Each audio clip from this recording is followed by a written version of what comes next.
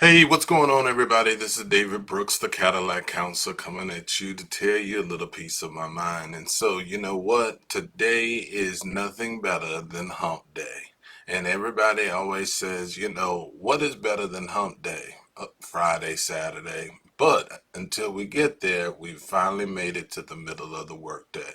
Hey, I just wanted to tell everybody I hope that you are blessed. I hope you are being happy. And I just hope that you are doing what you need to do to keep your head up. All right.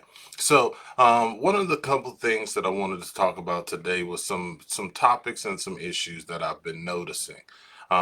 The main thing is that I've been reading and I've been watching this gender conversation. Now, I put a couple of posts out, and a lot of people have been asking me a lot of questions about it. And so, I'm going to give you my opinion about it, so that people don't think that I'm just kind of sitting in the middle of the road. Because really and truly, it's been shown to me that I just need to be still, and look at what's really going on. So now, for me, there are people on one side of the topic. There's other people on the other side. Now, I understand where everybody is at in this conversation. It's not like I'm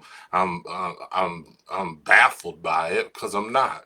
So, but some of the things that I've been watching, we say to ourselves, what is our goal? Our goal in raising our children is to give our children the best opportunity to be successful.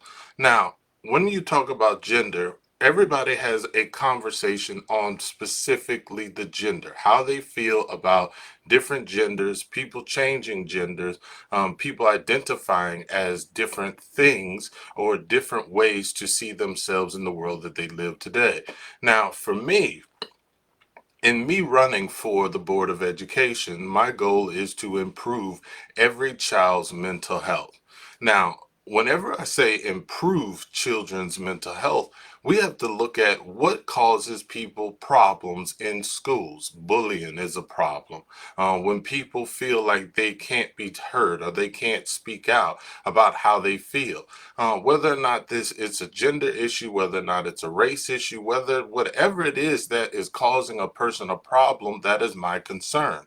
So now, whenever we look at parents, parents are right now, like I said in a post, they're looking like a divorced couple that got children in the middle that are just wondering, where am I in this picture? And so, with that being said, my position is, as I look at gender and gender identification in terms of the DSM-5. Now, for people that don't understand what the DSM-5, that is the book that is for layman terms, all diagnoses are found in there.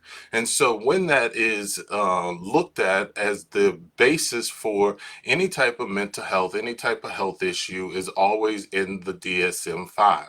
Now, when we look at gender identity, we know that there are specific things that are said to be in the DSM-5, and it's a treatable. It is a treatable diagnosis. So now, whenever we say whether it's treatable, it's like it just says that there needs to be some type of therapy or some type of intervention in the place. So if we look at schools right now, if we're going to say, hey, we're going to identify gender, we're going to make sure that it's inclusive, we're going to make sure that people are healthy in the school place, then we have to then increase the amount of social workers that we're going to have available.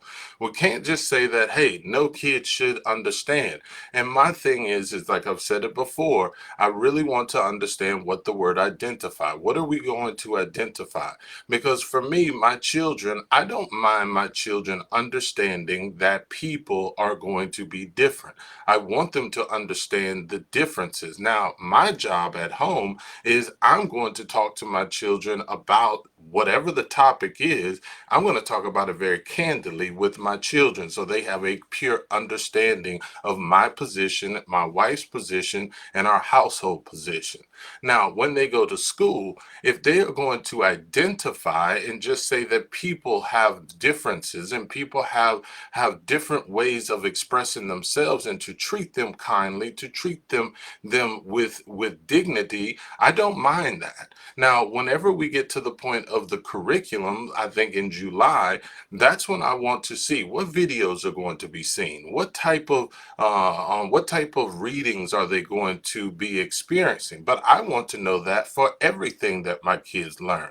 A lot of people are jumping on these bandwagons, but they're not really looking at what are they learning in history, what are they learning in math, what are they learning in all of these other areas. That should be our goal as parents, to really understand what this means for our children. We need to have a clear understanding that we need to first have respect for the educational process. When I say respect, that means respect with our attitude of the way that children are treated in the school and how children are treating each other in the school. That's my main concern. When it comes to mental health problems, whether somebody has depression, whether somebody has anxiety, whether somebody has adjustment disorders and they're not able to function in the school, that is a concern for me. And so if there's someone that has identity problems or identity issues that are coming up, complications, then if we identify it in school, then you got to have the backside. If you're going to identify whatever it is you say that you want to identify, you better have social workers, you better have people that are trained to be able to go in to help that problem. I'm not really hearing a lot of information just on how that is going to happen, but I'm hearing so much anger and so much frustration from sides of this topic that we're losing the fact that our children are in the middle, hoping and praying that we as adults make good, sound decisions. And that's why whenever I say I want to run for office for the Board of Education, is I want to just be an oversight. I want to make sure that we are doing our best to make our mental health for our children the best that it can be. Like on the old topics, whether or not kids are going to school or not, I would have been looking for what is the mental health implications of kids going back to school versus the health problem of just COVID. Looking at kids with on electronics. Addiction with electronics for children has become rampant. Do we understand really what that's going to cause in the big picture? I know I do, because it's a behavioral problem. Now we got parents outside of COVID. COVID is leaving, but what's happening? We're still fighting with our children because they want to play games. They want to play videos. They want to be on their phones. Because all of these things were in place during the COVID just so they could be occupied or have things to do. If we look at the mental health and we make all of our decisions based on how that is going to handle, and that's even the budget. When we're looking at budget, especially in special education, we say to ourselves, what do we need to do?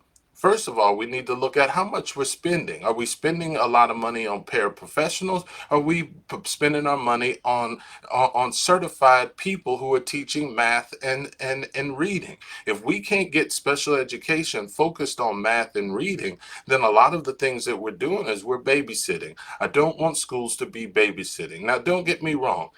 A lot of the things that are going on in Frederick County Public Schools are good.